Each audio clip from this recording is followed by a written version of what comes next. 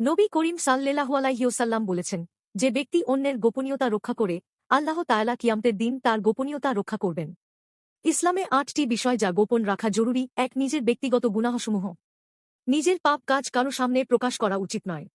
২. অন্যের দোষ ও গুনাহ। অন্যের ত্রুটি প্রকাশ করা গীবত ও পাপ। ৩. খারাপ স্বপ্ন কাউকে না বলে আল্লাহর কাছে দোয়া করতে হয়। ৪. স্বামী স্ত্রীর পারস্পরিক দোষ ত্রুটি। দাম্পত্য জীবনের কথা বাইরে বলা হারাম। ৫. বৈবাহিক জীবনের অন্তরঙ্গ বিষয়। এটি প্রকাশ করা একেবারেই নিষিদ্ধ। ৬. বিশ্বাসের কথোপকথন। কারো সাথে বলা গোপন কথা আমানত। ৭. আল্লাহর সন্তুষ্টির জন্য করা ভালো কাজ। দান বা ইবাদত গোপনে করলে আল্লাহ বেশি ভালোবাসেন। ৮. রিজিক, সুস্থতা ও ভবিষ্যৎ পরিকল্পনা।